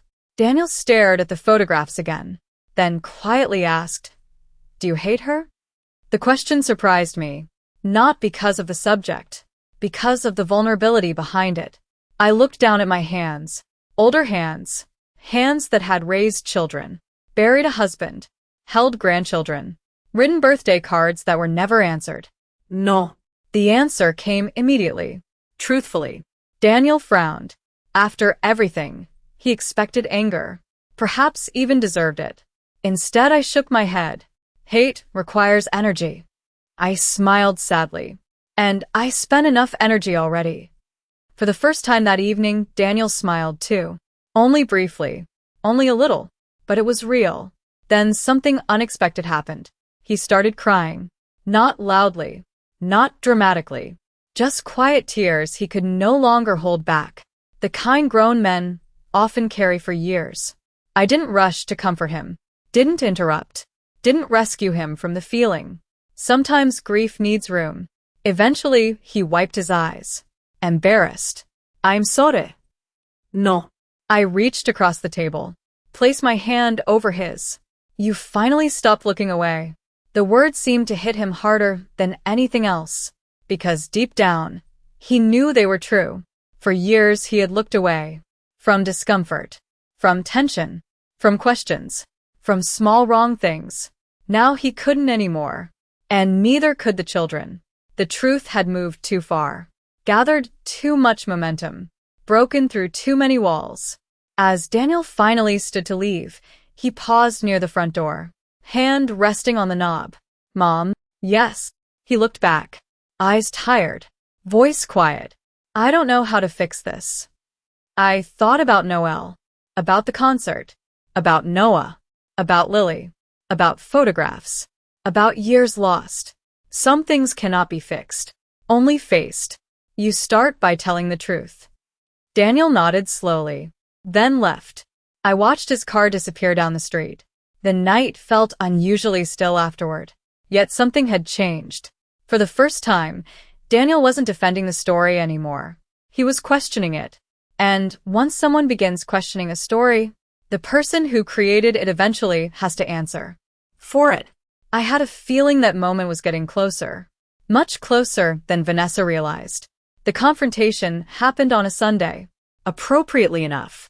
Families spend years creating traditions around Sundays. Church services, roast dinners, birthday cakes, coffee around kitchen tables. And sometimes, without realizing it, they also choose Sundays for endings. The morning began quietly. I was trimming roses near the porch when Daniel called. His voice sounded calm. Too calm. The kind of calm people adopt when they've already made a decision. "Mom, good morning." A pause. Then, "Can you come by this afternoon?" I knew immediately. Not the details. The significance. Something had shifted. Something permanent. What happened? Daniel exhaled slowly. Noah asked a question last night. I waited. He wouldn't let it go. That sounded like Noah. Persistent. Thoughtful. Honest. What question? Silence. Then, he asked why everyone kept lying. The pruning shears stopped moving in my hand. For several seconds, neither of us spoke. Then Daniel added quietly, "I think we're done pretending." The line disconnected shortly afterward. I stood in the garden for a long time, looking at the roses, feeling the breeze, listening to birds move through the trees. The strange thing was that I wasn't nervous. 3 months earlier I would have been. 3 years earlier, I definitely would have been. Now I simply felt tired. Not exhausted. Resolved. There is a difference. By 3 o'clock that afternoon, I found myself standing outside Daniel's house. The same house Noel and I helped them buy 12 years earlier. The same front porch where Noah once greeted me with muddy shoes and missing teeth. The same doorway where Lily used to throw herself into my arms. So many memories lived there. Some beautiful, some painful. I sat in my Buick for a moment before getting out. Across the street, children played basketball. A lawn sprinkler clicked rhythmically. The neighborhood looked ordinary. Life always looks ordinary before important moments. Daniel opened the door before I knocked. He looked exhausted, but different. Straighter somehow, like a man carrying a burden he had finally decided To set down. Mom. I nodded. Daniel. Inside, the house felt tense. Not loud. Not angry. Tense. Like a room waiting for a storm. Lily sat curled into one corner of the sofa clutching a stuffed rabbit. Noah sat beside her. Arms folded. Expression serious. Far too serious for a 12-year-old boy. When he saw me, something changed in his face. Not confusion. Recognition. Pure and immediate. Grandma. I smiled. Before anyone could stop him, Noah crossed the room and hugged me. Hard. The kind of hug children give when they're afraid something might disappear again. I wrapped my arms around him, Trying not to cry. Behind him, Lily stood too, then joined us. For a few seconds, the three of us simply remained there, holding on. Nobody spoke. Nobody needed to. Across the room, Daniel wiped his eyes discreetly. And for the first time, I realized how long everyone had been carrying this. The children eventually sat down again. I took the armchair opposite them. The room remained quiet. Then the front door opened. Vanessa walked inside. The moment she saw me, she stopped. Only briefly. But I noticed. Everyone noticed. She looked from me to Daniel. Then to the children. The atmosphere told her everything before a single word was spoken. What is this? Her voice remained calm. Controlled. Practiced. Daniel stood slowly. We need to talk. Vanessa's eyes narrowed slightly. The expression vanished almost immediately. Years of self-control don't disappear overnight. What about? Noah answered before anyone else could. Grandma. The room went silent. Vanessa looked toward him, then smiled. A careful smile. The same smile she always used when navigating difficult situations. What about Grandma? Noah didn't back down. Children often become braver than adults once they realize they're being lied to. You told everyone she was gone. Vanessa's smile faltered. Just slightly. Enough. Daniel spoke quietly. Don't. She looked at him. Confused. Then wary. No more explanations. For the first time, I saw genuine uncertainty in her eyes. Not fear. Not yet. Loss of control. A different thing entirely. Vanessa sat down slowly, crossed her legs, folded her hands, trying to regain balance, trying to return to familiar ground. What exactly are you accusing me of? Daniel didn't answer immediately. Instead, he walked to a side table, picked up a folder, then placed it in front of her. The screenshots, the photographs, the messages, the evidence. Every carefully hidden piece. Vanessa stared at them, expression unreadable. Then she looked away. That was answer enough. Noah spoke again. His voice shook slightly, but he continued. Why did you tell me Grandma wasn't around anymore? Vanessa opened her mouth. Closed it. Opened it again. For perhaps the first time in years, she didn't have an immediate response. Because reasonable explanations collapse when confronted by direct questions. Especially from children. Finally, she spoke. I was trying to do what I thought was best. There it was. The justification. The foundation beneath everything. Daniel shook his head. No. Vanessa looked at him. I was. No. His voice remained calm. Steady. Almost gentle. You were doing what was easiest for you. The sentence landed heavily. Vanessa stared at him. Perhaps because she knew it was true. Perhaps because she knew he finally knew it was true. Lily looked down at her stuffed rabbit, then quietly asked, "Why couldn't we just love everybody?" The room froze. Sometimes children ask questions adults spend years avoiding. Simple questions. Honest questions. Devastating questions. Vanessa looked toward her daughter. For the first time, emotion cracked through the polished surface. Not anger. Not manipulation. Something closer to shame. Only a little, but enough. Nobody spoke for several seconds. Then Noah said something that changed everything. "I never forgot Grandma." The room remained silent. He continued, "I just thought she forgot me." My heart broke. Not dramatically. Quietly. The way hearts often break when truth finally arrives. Across from me, Daniel lowered his head. Vanessa closed her eyes. And for the first time since entering the room, nobody defended anything. No explanations. No boundaries. No structure. No family dynamics. No carefully chosen language. Just consequences. Pure and simple. The children had paid the price. And everyone knew it. Eventually Vanessa spoke again. Much softer this time. "I didn't think it would go this far." Nobody responded, because intent no longer mattered. Results did. Years had passed. Relationships had changed. Trust had been damaged. A childhood had been shaped by absence. Some things cannot be undone. Only acknowledged. The conversation continued for another hour. Not hostile. Not dramatic. Just honest. Painfully honest. By the time evening arrived, something important had happened. Not reconciliation. Not forgiveness. Something more realistic. The story had finally lost its author. For years, Vanessa controlled the narrative. Who belonged? Who didn't?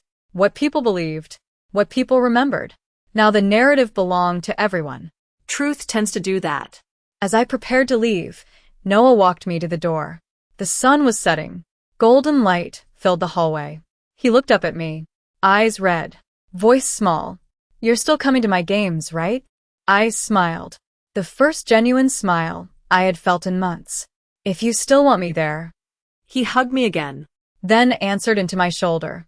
"I always wanted you there." Outside, evening settled across the neighborhood. The air smelled faintly of cut grass. Somewhere in the distance, children laughed. Real laughter. The kind Lily hadn't heard in a long time. As I walked toward my car, I realized something. The confrontation hadn't destroyed the family. The lies had. The confrontation had simply turned on the lights. And once the lights are on, everyone must decide how they want to live with what they can finally see. By the end of summer, the house no longer felt like a place where I was waiting for someone to come back.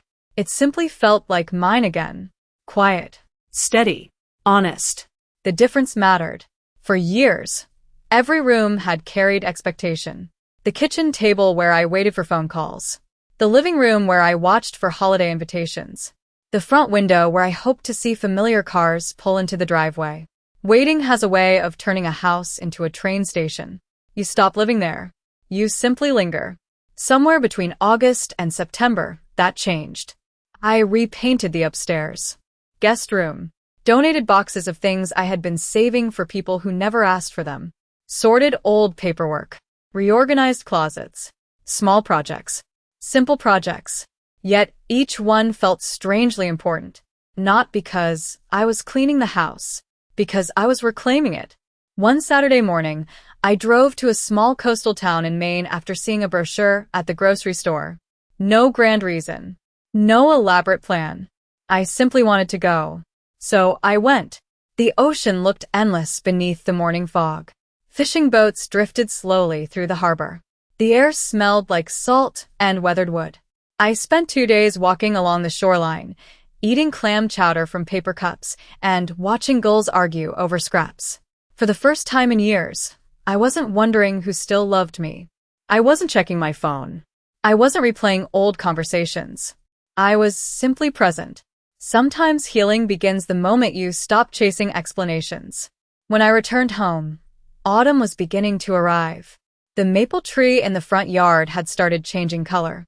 The evenings felt cooler, the light softer. And little by little, life continued. Not the life I once imagined. The life I actually had. 3 weeks later, Daniel called. His voice sounded different again. Quieter. Less defensive. Less uncertain. Mom. Hello, sweetheart. A pause. Then, Vanessa moved in with her sister for a while. I sat on the back porch wrapped in a light sweater. The wind moved gently through the trees. I see. Daniel exhaled slowly. I don't know what's going to happen. The honesty felt refreshing. People spend too much time pretending they know things they don't. You don't have to. Another pause. Then, I'm sorry. I looked toward the sunset glowing beyond the backyard. There was a time I had wanted that apology desperately. Now it simply felt sad. Because apologies don't restore years. They don't return lost moments. They don't rewrite childhood memories. Still, they matter. I know. Daniel was quiet for several seconds. Then, Noah refuses to lie anymore. A small smile touched my face. That sounded exactly like Noah. Children usually tell the truth long before adults are brave enough to. Daniel laughed softly. The first genuine laugh I had heard from him in years. It sounded unfamiliar. And familiar at the same time. Like hearing an old song after forgetting it existed. September arrived. Then October. And one Saturday morning, something happened that made the entire journey feel worthwhile. A silver SUV pulled into my driveway. No warning. No phone call. No announcement. Just tires crunching against gravel. I stepped onto the porch. Then froze. Noah jumped out first. Taller than before. Older. Still carrying that same serious expression he inherited from Noel. Lily followed. A backpack hanging from one shoulder. A stuffed rabbit tucked under her arm despite being nearly 10 years old. Some comforts survived childhood. Thank goodness. Grandma. They both ran toward me. Not cautiously. Not awkwardly. Not as children following instructions. As children following their hearts. I opened my arms. And for a moment, the years disappeared. Not all of them. Enough. Enough to matter. Inside, I made hot chocolate. Too many marshmallows.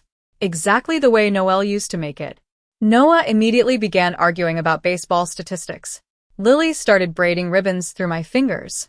The house filled with noise again. Real noise.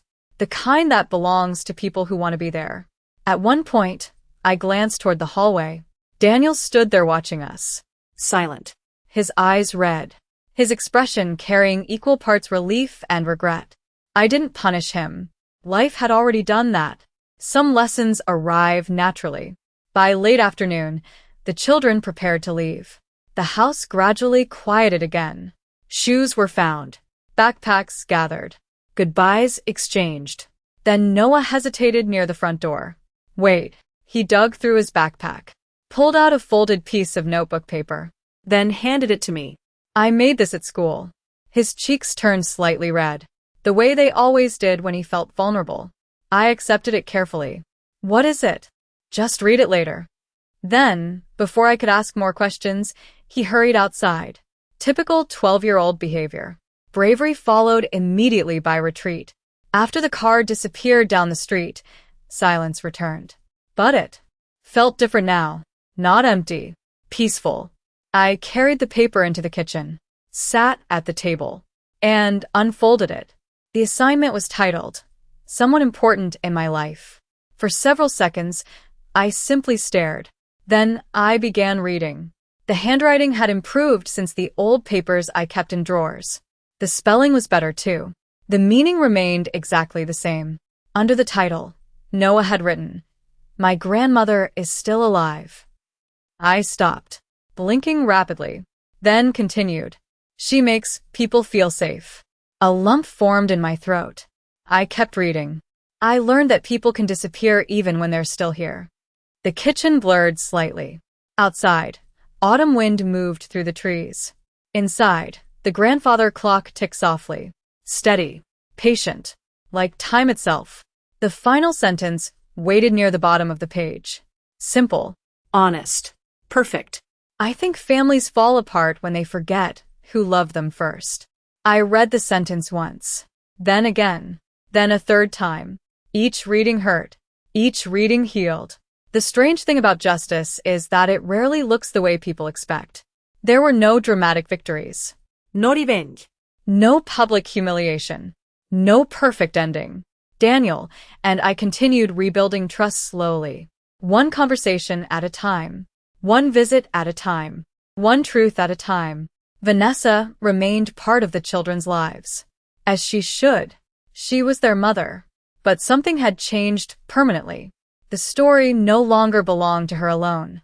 The children knew the truth. Daniel knew the truth. And most importantly, I knew the truth.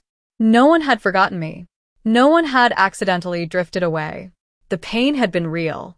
The exclusion had been real. The loneliness had been real. Understanding that didn't erase the wounds. It simply stopped me from blaming myself for them. As evening settled outside, I folded Noah's paper carefully, then carried it into the living room. Beside Noel's photograph stood a small wooden frame. I placed the paper there, right next to him, then stepped back. Noel smiled from the photograph.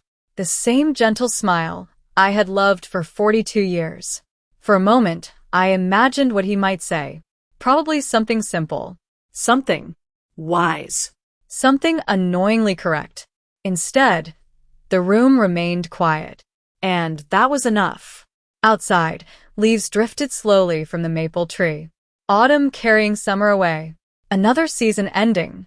Another beginning arriving. I settled into my chair and looked toward the paper one final time.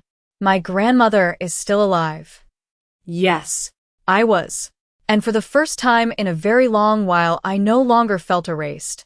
I no longer needed a seat at every table. I no longer needed every invitation. I no longer needed permission to belong. The people who mattered had found their way back. Not because I fought harder. Not because I demanded it. Because the truth eventually reached them. And sometimes that is enough. Sometimes, after all the hurt and all the silence, the most meaningful victory is simply being seen again. Not as a burden. Not as an obstacle. Not as someone to remove. But as what you always were. Family.